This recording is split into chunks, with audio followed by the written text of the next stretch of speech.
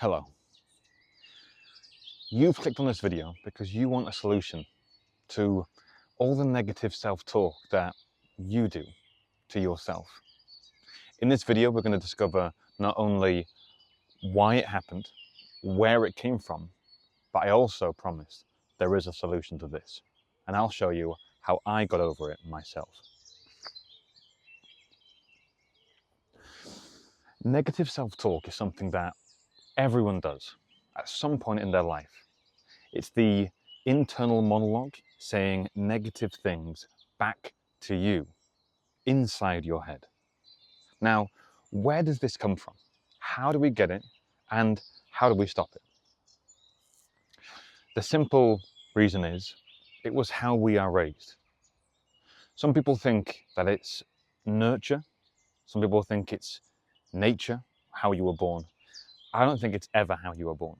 I think it's how you were raised and everything that happened around you. Now, when you have people around you saying certain things all of the time, they keep saying the same things again and again, you start to believe this. This has been proven with Nazi Germany in the book 1984 and with many other societies. This is proven to be a thing that happens. People just start believing what it is they are told because it is repeated and repeated and repeated. The name for this is propaganda. Now, we all get a certain propaganda from those who are around us. And we have to decide, is it actually the truth? Most of us, we say things like we're worthless. For me, I would literally see myself in the mirror and I couldn't stand it so much. I would say, well, I would hurl verbal abuse at myself, either in my head or if I was ever alone. I would swear at myself in the mirror.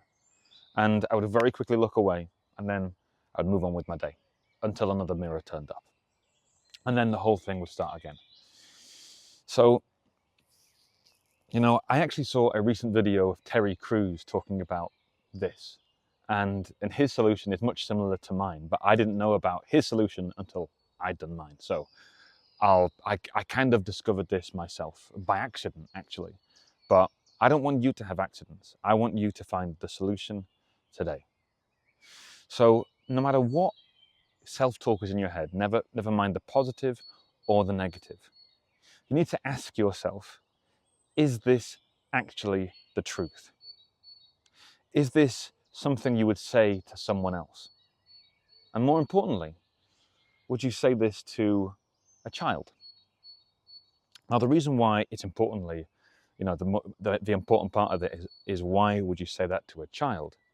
Is because the people around you and the people who are around me were saying negative things all the time. Because of their own trauma, because of whatever they were going through, they projected that onto their world, and we, or you, or I, happen to be a part of that. And that's sad, but just because it's their reality does not mean it has to be ours, that it doesn't even have to be yours. So how do you get over this? Simply by seeking truth. Now, everywhere I go, no matter where I am, I carry my wallet. Now, I've got a few bank cards, my license, but I printed off a picture. I printed off 2 credit card pictures of myself with pictures on both sides. So, this is, I've mentioned this in a previous video, and I certainly, I'm happy. It's a bit embarrassing. I kind of feel it's a bit personal, but I want to connect with you so that you know your own solution. So these are the pictures I have of myself, and I flip it over and there's another one, and this is another, and this is another. Now, it was actually when I saw this picture of myself, this one, I'm not sure if the blur's gone, but it's this picture. that I finally discovered that everything in my mind that I was saying to this version of me. It was almost as if that I was putting the brain I have now with all the information that I have onto the brain of that 7, 8, 9-year-old who didn't know what I knew, didn't have the people protecting him, and was in the situation just there trying to work it out, listening to the people that were trying to love him and were loving him the best way they knew how. But that doesn't mean it was the best way. So when I look at these pictures, and I highly recommend finding old pictures, go into old family photo albums if you have them physical, or go into family members' Google Drives, photo albums online, the whatever cloud service that you're using. Use it. Find out what it is you were like when you were that young.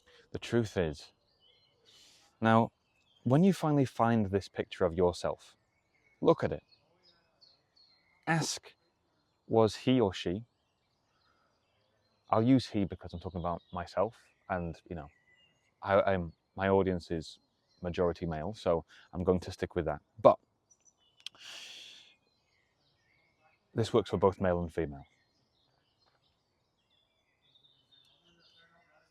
Did he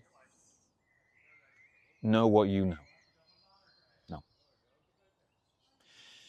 Did he have the tools available to him to understand, to realize what's going on? Most likely not.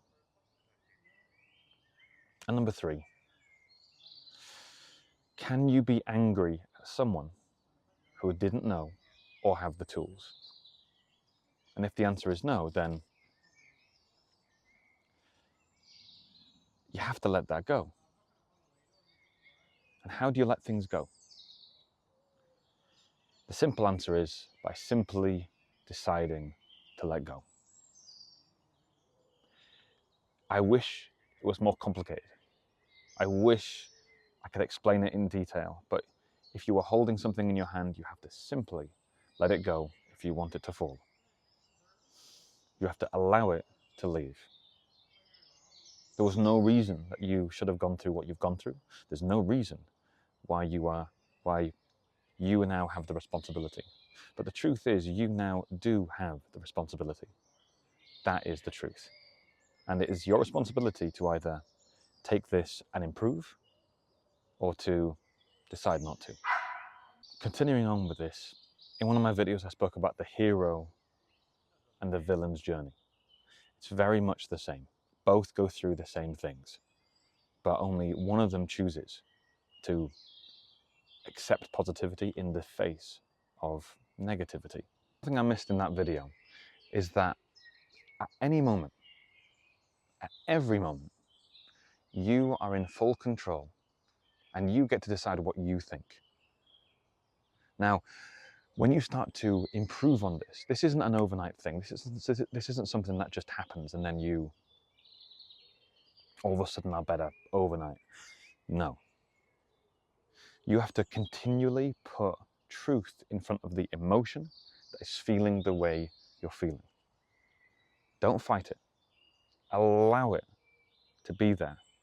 Sit with it. Ask it questions. Comfort it. And it isn't someone else. It's you. Be the person, the parent, the loving guardian that you needed.